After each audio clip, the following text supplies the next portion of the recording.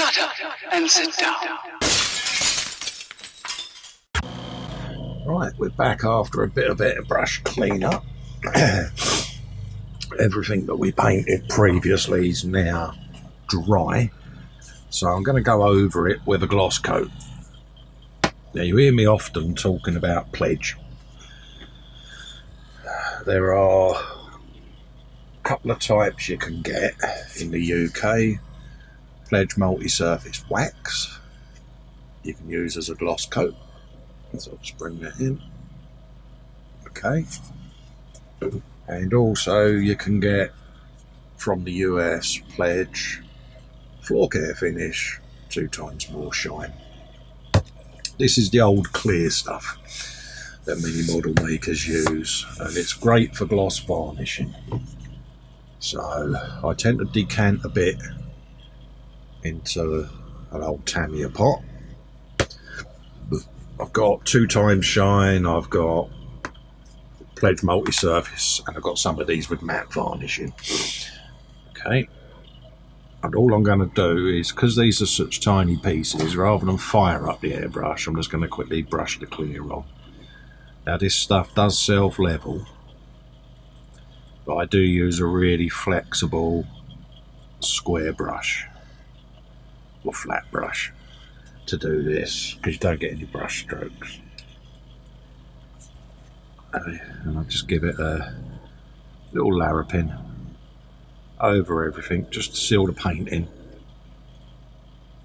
Don't have to use this stuff, you know, you can go out and buy gloss varnishes.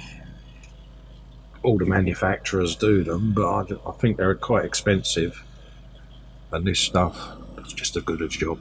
You know, if it's a competition model and you're going for a high shine, then obviously you'd want to use proprietary gloss varnish, acrylics or whatever. But for the average modeler who's just displaying his stuff on a shelf at home, this stuff's just as good and very cheap.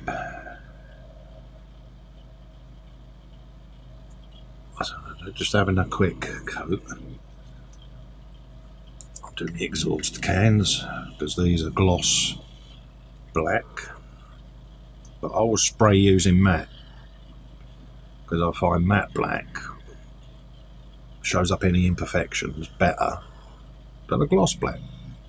It might be my eyesight, you know, there might be some of you out there that don't agree with that, but for me personally, when I spray matte black, I can actually see a lot clearer any areas that are not great. If you do get any excess on there of gloss varnish and you start getting runs, I just give it a little spin round in my fingers like that, and it gets rid of any potential runs. It just flicks it off out of the way. Bosh.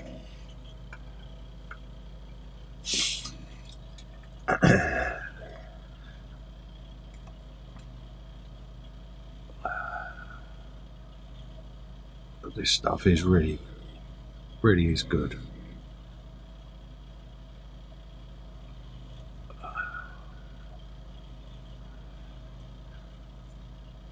Across the way like so, down the way. Strange little seat unit he had on his bike. He must have had a fat arse or something, because there's not an awful lot of sponge in that seat. You know, when I rode, you know, I was a bloke of a certain age. I like to have a bit of a cushion under me, because I was back then, I was a bit of a bony old sod. Not so much now, I've gone the opposite way, but certainly when I was a lot younger, I didn't have a lot of cushioning, so to speak.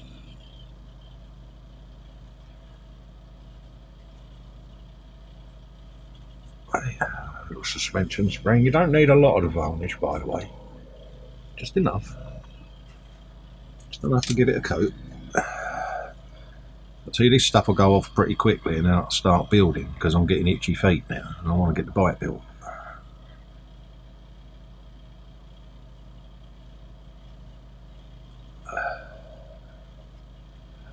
So let that fizz for a bit and go over that, give that a bit of a blow.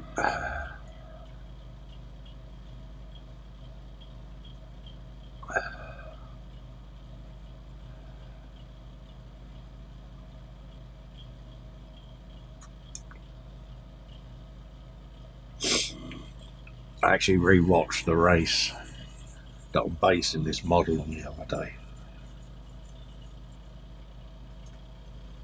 and God, talk about nostalgia. Bloody hell. I was cooing like a proverbial 6-year-old girl with a brand new My Little Pony, I'm telling you. Love it. Love all that retro stuff.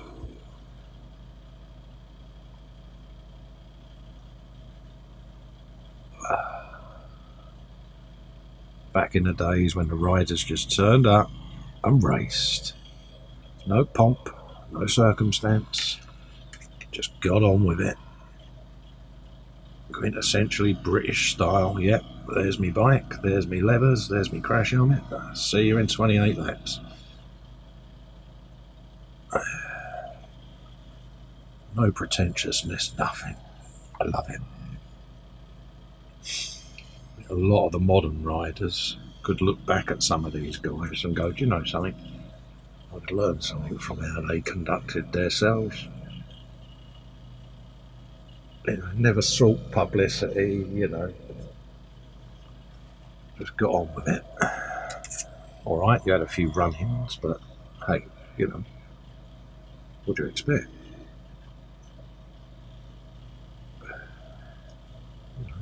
Dedicated sportsman at the end of the day, tempers would flare. You know, probably find it was someone nicked Barry Sheene's fags or something, you know. I always remember a famous shot of him sat on the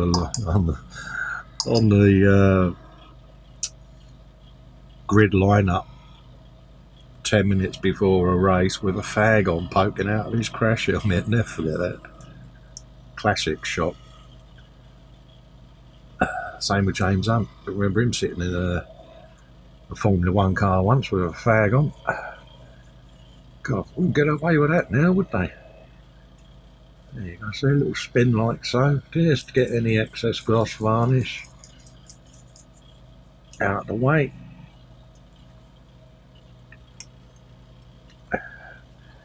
Same with the exhausts, give them a coat because these have got to be weathered yet.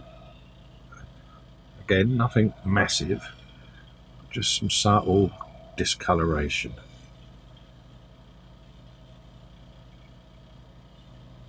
Around the exhausts,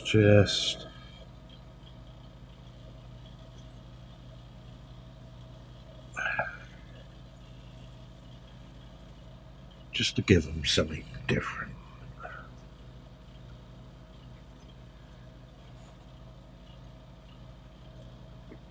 A little bit of bluing, a little bit of an effect on there. Nothing much, similar to what I did with Barry's bike. Just subtle, because a lot of this is hidden anyway. That's why I've not gone too OTT with some of the seams, because I know I'm never going to see the exhaust.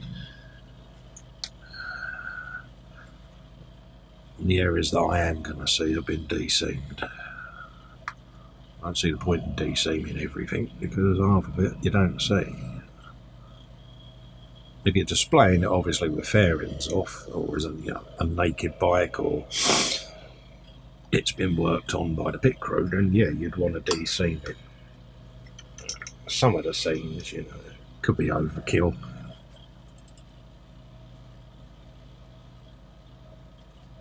There you go.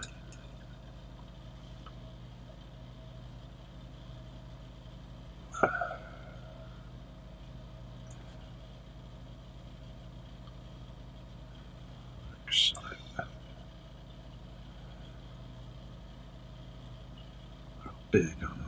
big ass fingerprint on that one, I just noticed.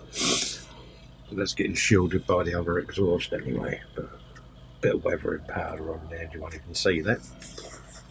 So that's everything now glossed. Let that stuff dry off, and then we'll start the building in earnest, I think, on the Kenny Roberts bike.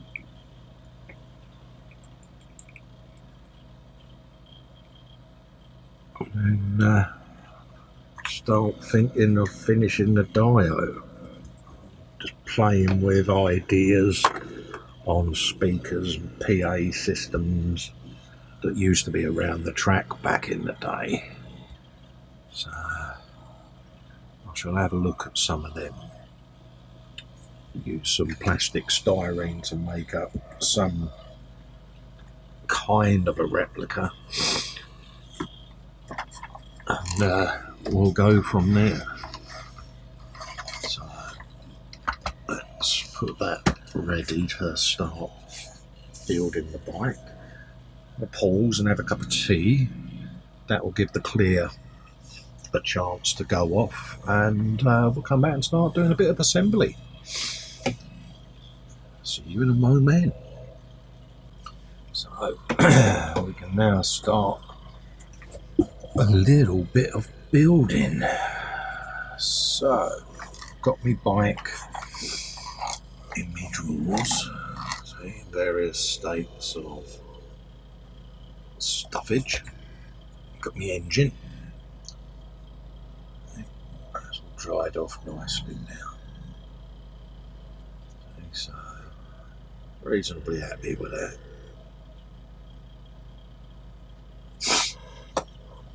So we can start grabbing bits and pieces. So I want the frame, and I want the engine, like so. And we've got a lot of tubing as well to go on now. I don't know whether to put the tubing on afterwards, because it's going to be poking out the top of these cylinders, and there's going to be a bind when it comes to dropping the engine in. So I'm actually tempted to put the engine in first, then do the tubes. So I'm just going to have a look to see what it's recommending for the engine placement, just to see whether there's any screws or anything that I need to be concerned about. It's not looking as if there is. Could be wrong. I think they actually sit in the lugs from what I'm seeing. So we'll have a go anyway. So just give it a little jiggle with your fingers. Oh yeah, I can see, there you go. See these two protrusions? Pointy stick. Pointy stick. These two frame protrusions here are going to go either side of this tiny little cradle. There. Okay. So you might find you have to just persuade the frame to come out a little bit. Bosh. And that looks like the engine's gone in already. Happy days.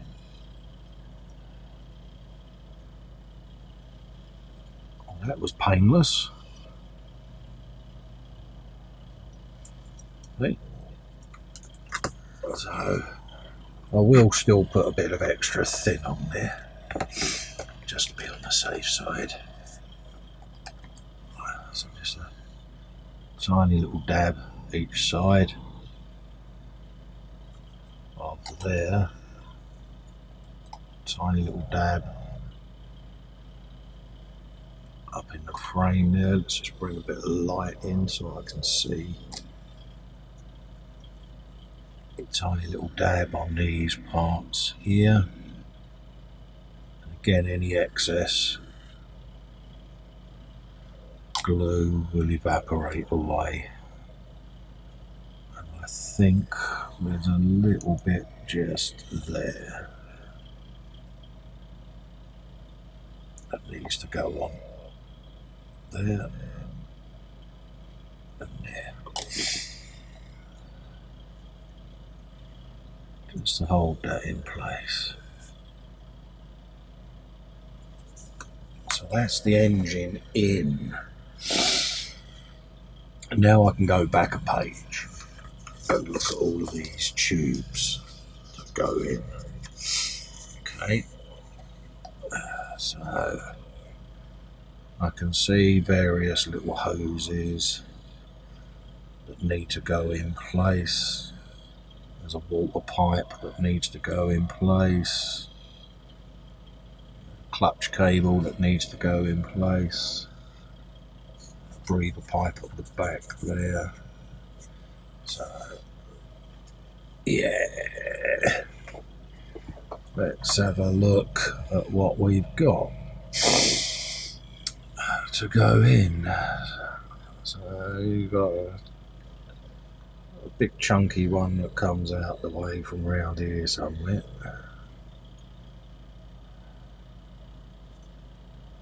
Oh yeah, underneath the weight. So let's put the breather pipes and the spark plug leads in. And they actually ping up into the frame, if I remember rightly, on the relevant coils. Yeah. So let's start gluing them in.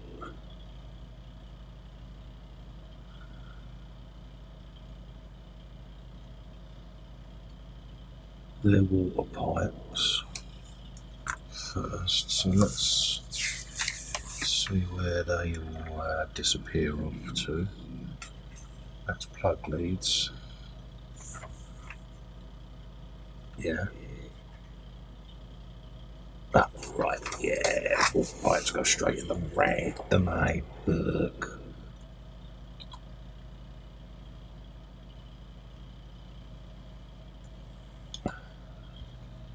So they come up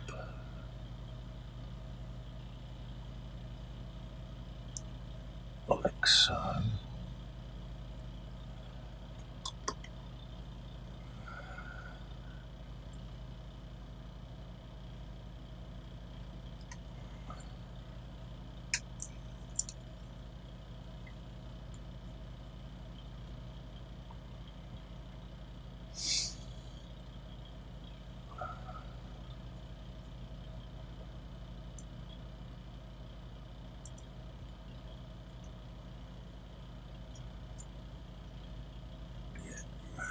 I want those to actually have the curve going slightly forward, so it makes it a bit easier to go under there. These seals on these extra thin bottles are useless, by the way, Tamia. They keep falling out. Bit up the sprue goo on them in a minute.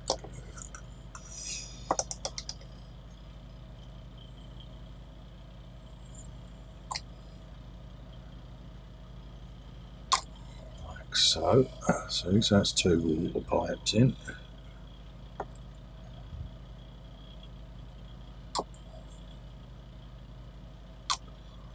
And these, I do believe, are 1.7 centimetres long. Tells you on the instructions anyways. Like that.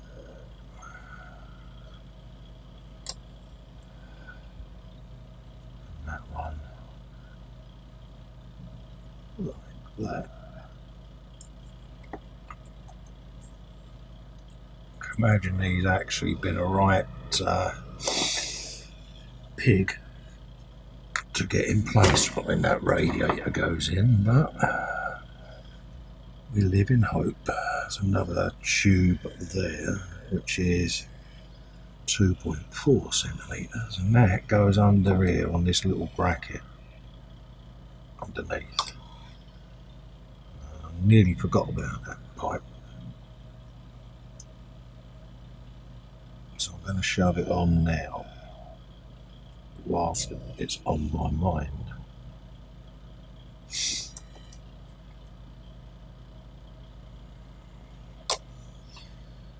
See, so that's that. pull that on its side. And then there's another pipe, 0.8 centimetres, comes off the back lug there, which is the breather pipe.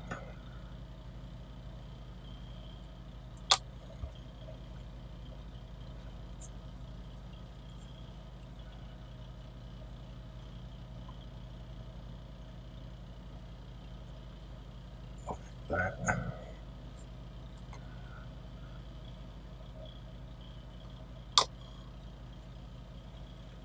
And then we should have the clutch cable, which goes on the little pointy stick, goes on the little pin just in there on the clutch arm.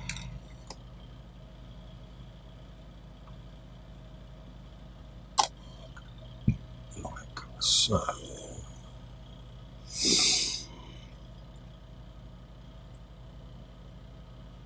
I'll just bring that up so that I can see.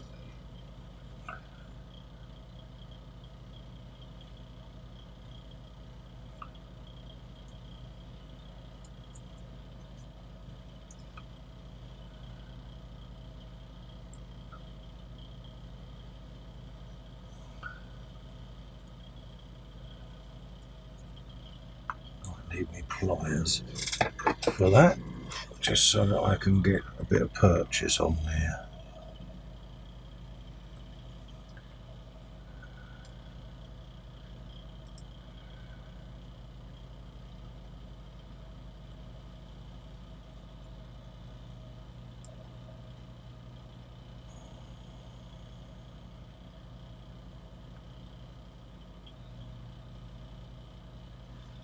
Go. A little bit extra thin, just to blob that in place. Right. So that's the engine in with various leads and cableage and stuff. So we can safely say now that we can move on to the next. Sorry about that. My card was full. So yeah, we can let that settle. We're now on to the carburetors, so they can go in place and start getting them ready to go.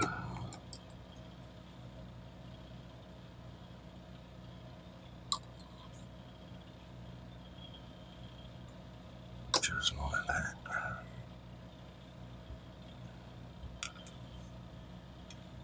Actually, I've got to paint the caps on them, and I Burke. Note to self: paint the caps on the carburetors. So we'll forego those for a moment. I'll quickly give those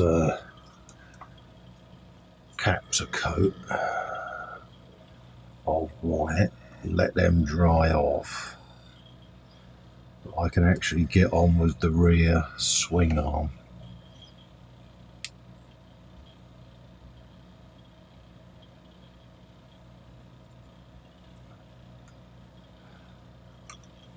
Let's give that a shake.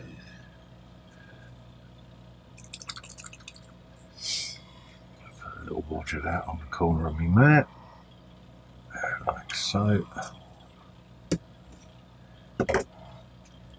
Quickly give these caps a coat of white.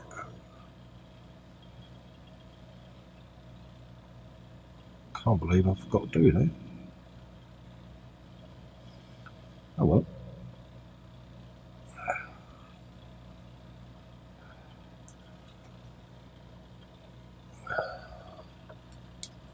Live and learn. And Festa makes mistakes. It's just a little bit of work with a detail brush.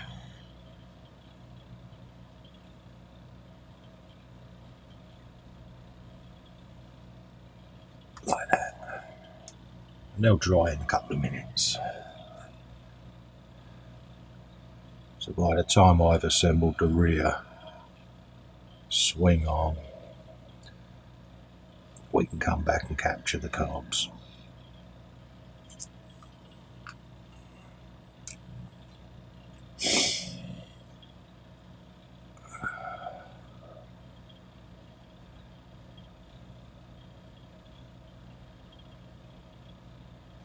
Right then. Did I paint the spark plug white?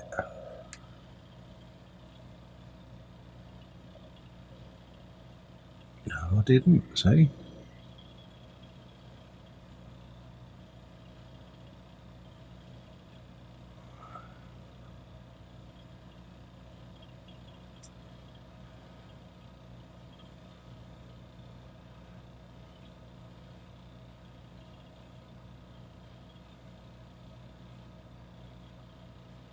A bit in there, a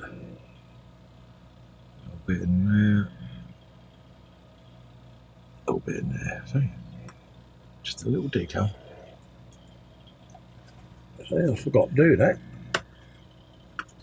Hey, we all can make mistakes and boo-boos.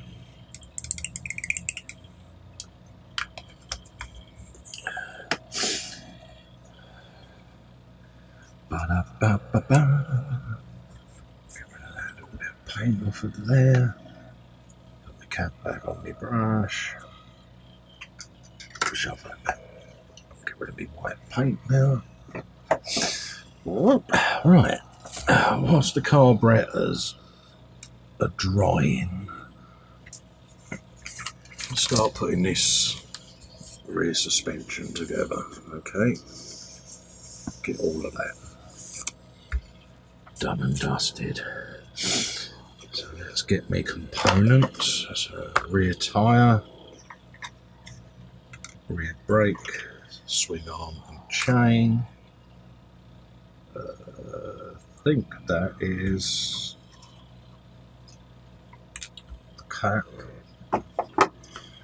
and the suspension spring, which is just there. Cool.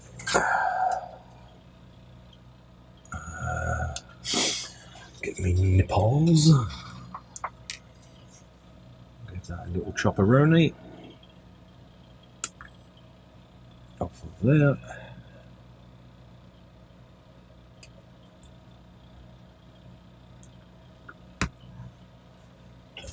Don't need that piece of sprue anymore.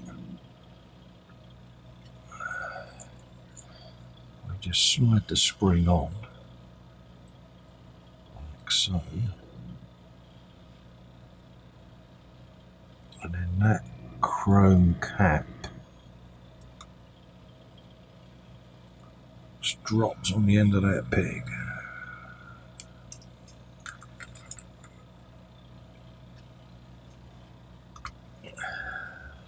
Carpet monster, you're not having it. You've had your dinner. Go away and leave me alone.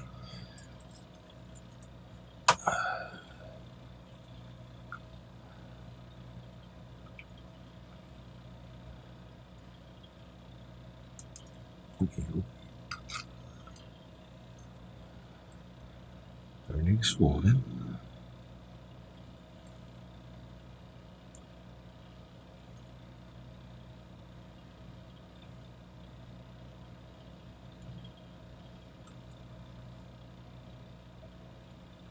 Yeah, get in there. Like that. Hey, a bit of springage. Lovely. Make sure the chain sits how we want it to. Yeah. Cool. Alright. There's a 1.6mm times 20 screw.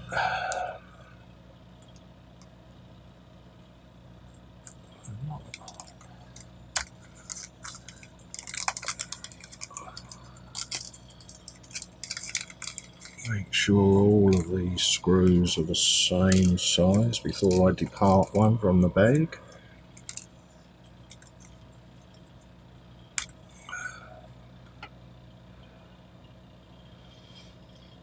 have to get my visor out in a minute because I can't see them for the life of me. Get my visor on.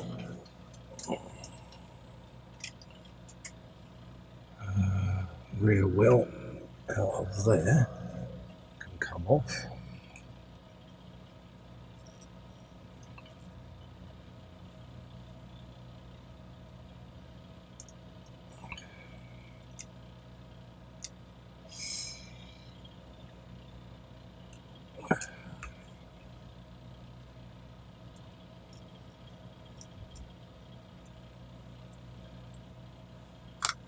Go.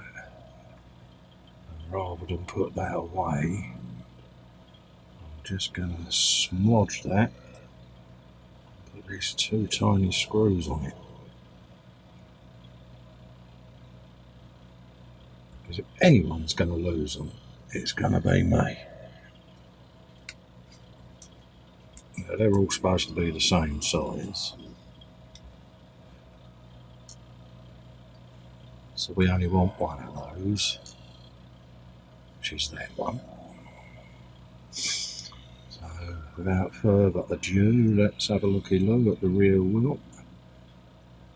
I've got a plan how I'm going to put this on the dio and all, so I will drill through this wheel at some point. And I go up through the tyre and then up the spoke, purely and simply so that I can attach it to the diorama.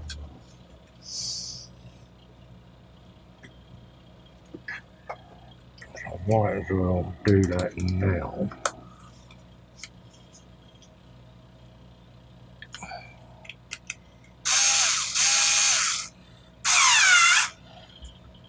Just to start the ball rolling.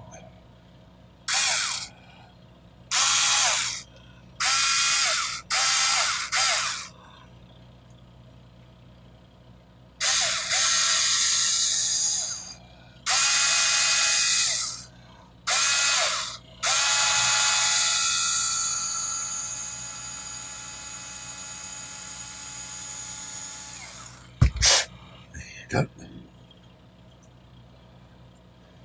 That's that wheel drilled.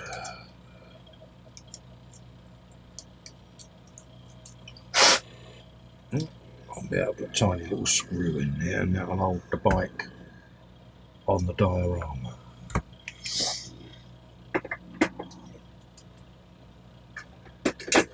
So, bit of wire or anything can go up underneath there. So let's make sure that I'm putting the wheel even the right way round. Rear brake goes on like so, nice tight fit. Still whack some extra thin in. That's why I always white tack one side, so I don't have to peel glue off. Rear brake on. So that'll go up through the swing arm and into chain.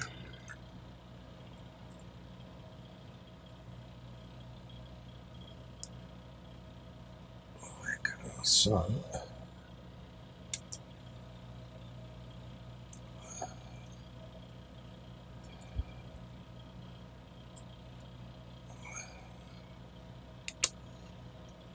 There you go. Lovely job.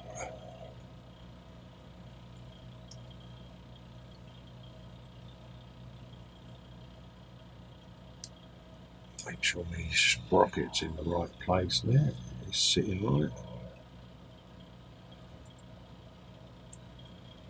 And then drop the screw in.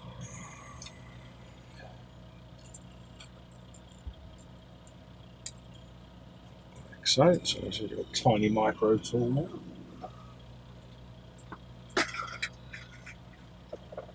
Still have quite a collection of these now over the years. Tamiya screwdrivers of all sorts from all the kits that I've had.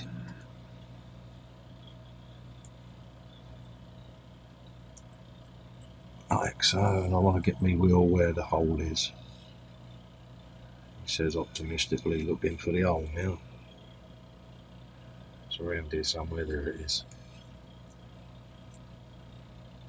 and fix that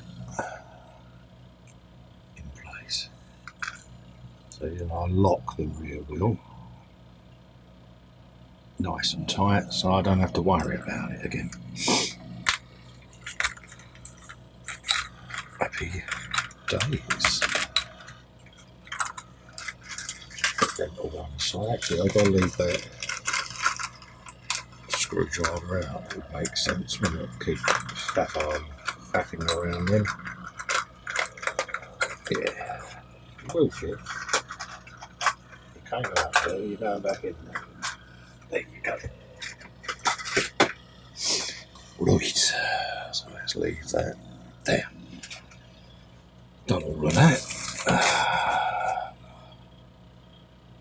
Yeah, and that'll be the little baby screws that hold that in place. But I want to put the carburetors on first, so let's have a look now and get them in place. So let's get the first one in the middle there.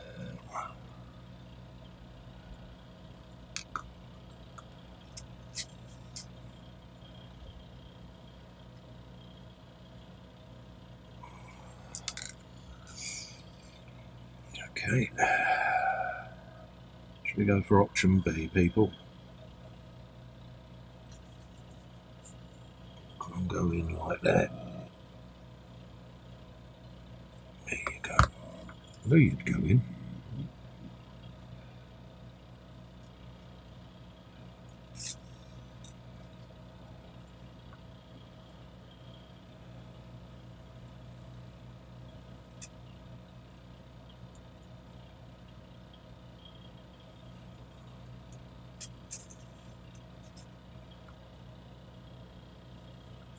You little git.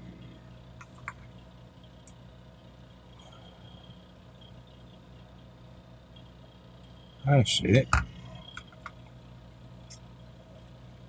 The old extra fin didn't bite on there too well. It will now.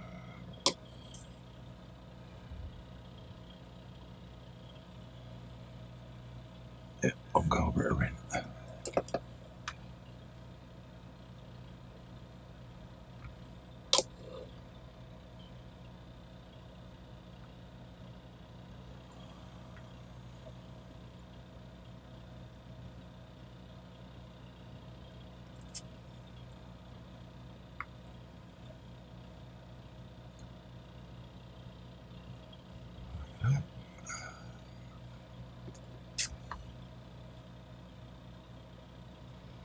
We'll let them set.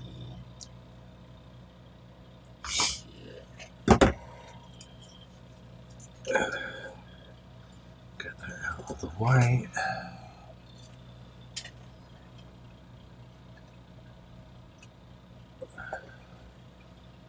Ba-da-ba-ba. Get the clickers out of the way.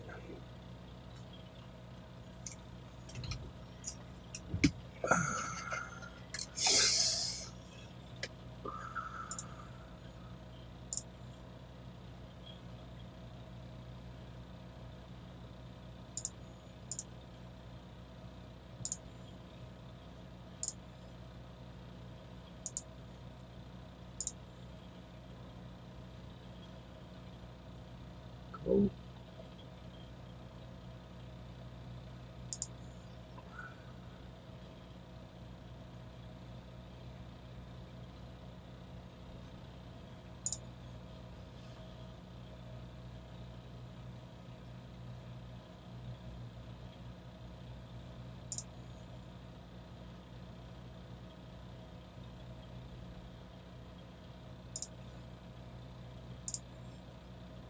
Da-da-da-da. Da-da-da-da-da.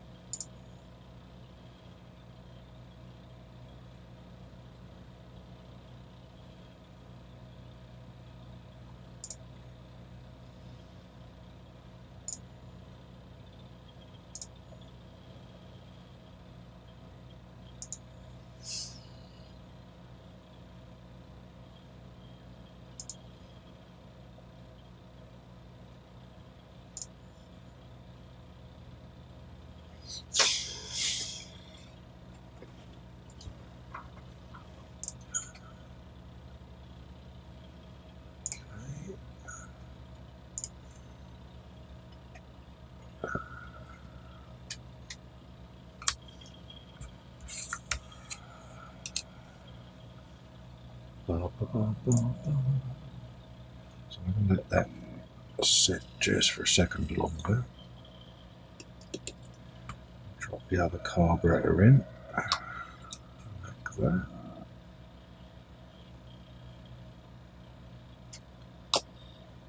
Pick that up with the pliers, like I did the other one.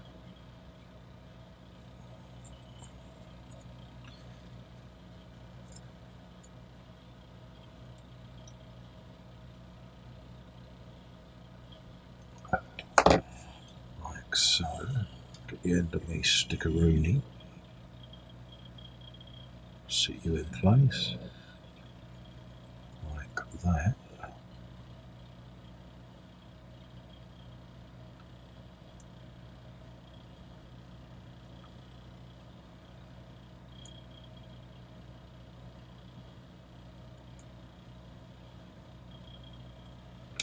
Just need a bit more extra fin on there to grab. Wants to keep tilting downwards, that one. Not sure why.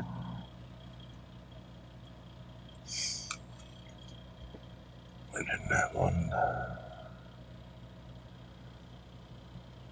can go in as well. Just like that.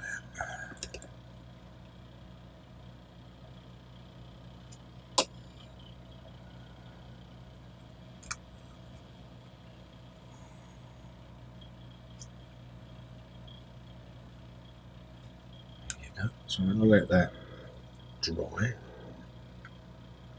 Pause there, cup of tea, and then we'll come back and attach the swing on.